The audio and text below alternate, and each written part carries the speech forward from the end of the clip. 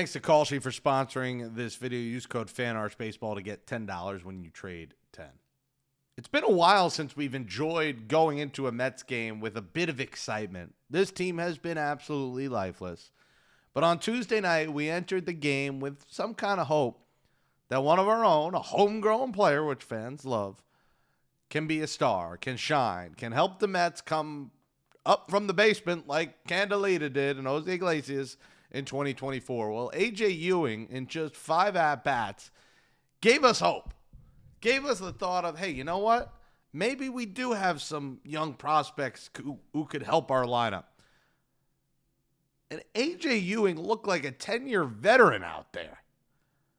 Ewing, his stat line, 3 walks, an RBI triple, a stolen base, 2 runs scored, and a second RBI on a base-loaded walk. The guy got on base 4 out of 5 times. The only time he did not get on base, he hit the ball to the warning track in left center on a ball that he tattooed. I mean, this guy, any pitch that was remotely close to out of the zone, he took. I mean, these other guys need to take notes from the youngest starting center fielder in Mets history at 21 years old in his debut. A.J. Ewing, historic, no Met ever has had a triple in their major league debut. He changed that. No Met and no player really in MLB history put together the stat line that A.J. Ewing did, getting on base 4 times in his debut. I mean, doing it all, and he needs to be the Mets leadoff hitter. You know, there's going to be a point, maybe they'll do it immediately. He has to be the leadoff hitter. He is clearly going to be their best on-base guy, and it's early. It's one game. I don't want to go too crazy now. But you can just see it in his game. He has it. He has the eye. He has the swing. He's got the comfortability, the look, the feel. A.J. Ewing has a chance to be a star for the New York Mets, and he just gave us a reason to believe again in Queens. You're watching Mets Daily. Smash that thumbs up on this video. Subscribe below. Go follow me right now. Subscribe to my YouTube at Jake Brown Live. More content coming there. Put out a video yesterday. Go check that out. Subscribe. Smash that thumbs up. Comment. Share this video. And follow me on TikTok, Instagram, X, and YouTube at Jake Brown Live. Well, that was fun to watch, guys. I mean, a stress-free 10-2 victory. Ewing right in the middle of all the action. The Mets, no need for even a home run. I mean, all they did was small ball. They got some help from some awful errors by the Tigers. Listen, the Tigers were not good yesterday, but you got to take that. The Mets haven't got many breaks. They're getting teams, making web gems every night. It's nice to see another team make some errors in the field and help us. Something that we've done for other teams. So, all good signs, man. And the lefty, Framber Valdez, good luck, kid. You had a great first game. You went up against Flaherty. You looked terrible. Now you're going up against a really good lefty, an all-star lefty in Framber Valdez, lefty. And no Austin Slater for him. You know, he did that for Melendez. You're not getting away with that for Ewing. You have to be fired immediately if you're Carlos Mendoza and you do that. Let A.J. Ewing hit 5 times every game. Every single game. I don't care who is on the mound. And at some point, listen, he's too good to be down that low in the order. He's better than the guys ahead of him right now. In my mind, it should be him up top, put Bichette in the 2-hole, and Soto in the 3. Or vice versa. Ewing, Bichette, Soto, or Ewing, Soto, Bichette until Lindor gets back. But, man, that was fun. And, we get up on the show and dread it a lot of days because this team has been miserable. But now we got to be locked in again tonight. See A.J. Ewing against Framber Valdez. See how he does against a lefty. And prove the analytics nerds wrong. Of course, the 5 minutes I do the show, there is a loud crane outside. Like, it drives me insane that this happens with, the 10 minutes I'm recording. It's unfathomable. And I'm in the development. I'm not in New York. I'm in New Jersey in a suburban development. Another Met prospect has to be up next, guys, and that's Jack Wenninger, who pitched 5 scoreless, 1-hit innings. His ERA is now 1.08. Enough is enough. Get Jack Wenninger to Queens. The Mets need help in the rotation. No more Peterson. Stop doing openers with Brazoban. Pretty simple. Get Wenninger to Queens. Heck, I would do it this weekend. Have him pitch Sunday against the Yankees. If not, the series right after. Get Jack Wenninger to Queens, and he earned it. He pitched great in AA last year. It's been great in AAA so far. It's not a Jonah Tong 2-start situation. I wouldn't say it's too soon. And at this point, you're trying to save your season, and you do not have the arms to do it. Mania, Peterson cooked. Senga cooked. Get Wenninger to Queens. You need the help. And then you start to think about a rotation with McLean, Wenninger, Peralta, Clay Holmes. You get a little bit more excited. You get a little bit more excited about that because Clay Holmes has been fantastic. Peralta, good job after a slow start yesterday. McLean is great. And then we see what Wenninger's got. But you just don't know what you have anymore in Mania, in Peterson, and in Senga, who was running at Citi Field yesterday. I'm curious to see if and when they do make that happen. But this kid's earning it, and he's got a unique delivery, the way he throws the ball. It's intriguing to me. I want to see Jack Wenninger up here. And then, I think Ryan Clifford will be next in line. I think those are the next two names to me. And then Dylan Ross.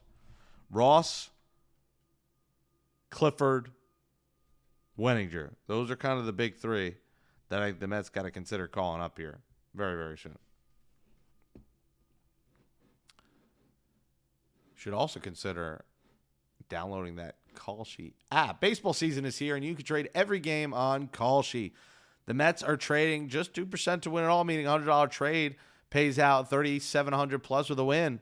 Today, the Mets are trading at 51% to beat the Detroit Tigers, meaning a $100 trade would get you $190. So Mets just being favored slightly today. On Call Sheet, you're trading against peers in a live market, meaning there's no house. And as the probability changes, you can buy in and out of your position.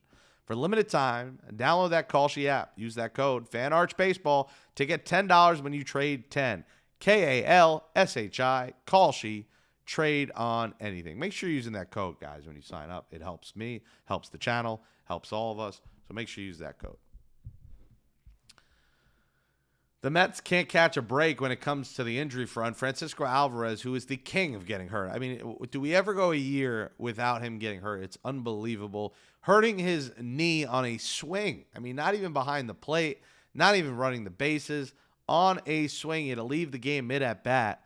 Luis Torrens came in and got on, but the timetable's TBD. We'll find out more today, but Hayden Sanger's on his way to Queens just in case. If it's day-to-day, I think you probably still keep Sanger around. I get rid of Austin Slater at this point. I know the Mets have this obsession with having another right-handed bat off the bench. I don't think it matters. Austin Slater's not good. Can we stop with Austin Slater? And it gives Mendy less of a chance to pinch hit for Benj and Ewing. Let the kids hit the left-hand pitching. Enough of the analytics. We talked about that. But just unfortunate for Alvarez. This guy just can't catch a break when it comes to the injury front. And this is why I begged last year for the Mets to call the A's and see if they could put a package for Shea Langeliers, who, by the way, is the best catcher in baseball right now. He's hitting .330 with 11 homers, 1 million RBIs. Shea Langeliers, probably not available for trade, but God, if he was, an absolute no-brainer. There were people telling me last year they would rather have Francisco Alvarez than Shea Langeliers, and I chuckled. And again, there's no talk or chance really of the Mets getting Shea Langeliers, but you want to talk about who's better. They're not in the same stratosphere. Alvarez is a minor leaguer compared to Shea Langeliers. Shea Langeliers is the face of the league behind the plate. I mean, he is tearing the cover off baseballs. But what can you do? Tough break. You hope Alvarez is okay, but listen, I don't think it's going to be good. I think he's going to end up on the IL. For him to leave an at-bat means it was bad. He doesn't like to leave the game like that, middle of an at-bat. It's bad. I think he's going to end up on the IL, and he would be the fourth Mets starting position player to end up on the IL. Can you believe it? It's unbelievable the bad luck this team is having. Speaking of injuries, Luis Robert, he's not progressing. They don't see him back anytime soon. Or, shocker. The Mets thought when he first went to the IL it would be the minimum, and now they have no timetable. He's still experiencing pain. Lindor is feeling a bit better. He's going to get an MRI either today or tomorrow, so we'll know more about Lindor, but it seems like he's coming off with the boot. So, I would expect Lindor probably back in June, would be my guess, sometime in June. And Polanco, no timetable, very frustrating because I feel like this Polanco situation could have been avoided completely. When they told us he was having Achilles soreness on the first week of the season, he should have went to the IL immediately.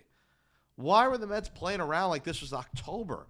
Put him on the IL immediately, and they kept playing him and undoubtedly made it worse, where now it's, one day pain, one day not. And the wrist doesn't seem to be an issue. It's all the bursitis, the knee, the Achilles. So I'm no doctor, but, from what I've been told, when you got bursitis, the recipe for success is rest. And the Mets kept playing Jorge Polanco in April. I thought that was so stupid.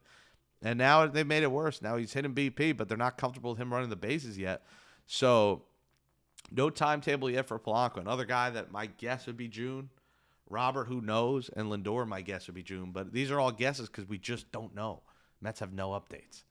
So this is why A.J. Ewing is just ever more important to the Mets' success and getting Wenninger up here and getting these guys, because we don't know. There's no timeline on anyone else. We don't know. All right, let's get to a couple of your comments from yesterday's show from Elvis Solano. Welcome to the majors, AJ, and the shit show that is Mets organization, kid, SMH. Samadon said, love to see the young guys come up after seeing the other three come up and do nothing. What do you think about a trade for Devers? I know he's not having a good season, but we need a jolt, and I don't think the youngsters are the answers to your thoughts. This is a good question. That's a topic that's come up. Rafael Devers is an intriguing case.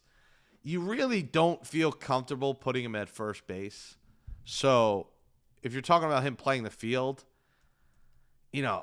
I guess you could put him at third, right? Until Lindor's back, if you did it early. But if not, he's probably your DH.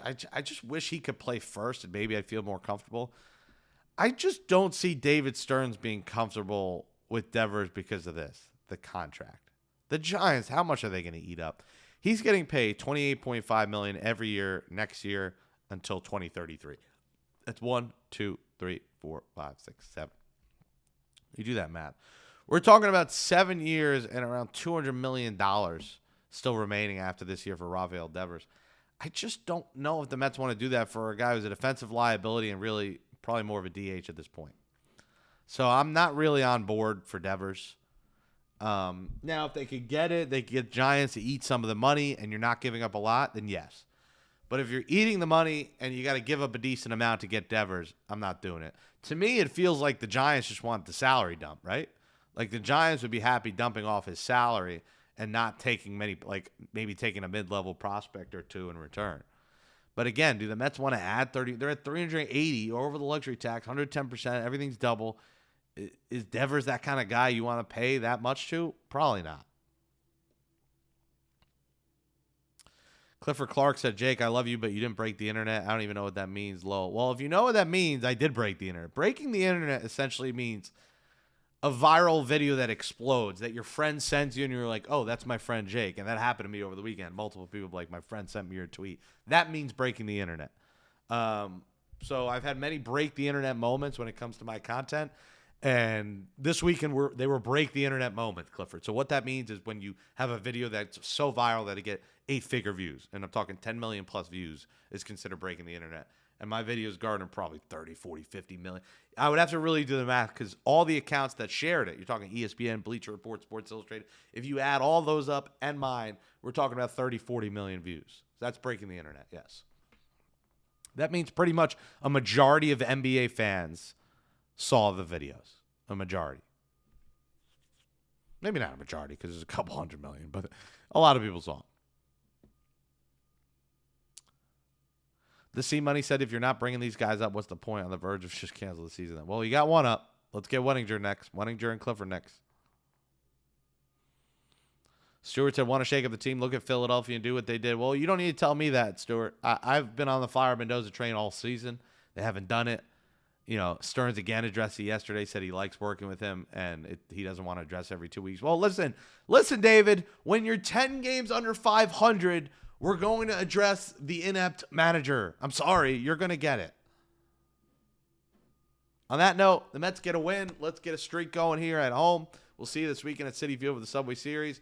And if we're not here tomorrow because of a 1 o'clock game, we'll be back Friday to preview the Subway Series. Smash that thumbs up, subscribe, share, comment. Follow me right now at Jake Brown Live. Go to my YouTube at Jake Brown Live and hit subscribe. And we will talk to you soon right here on Mets Daily.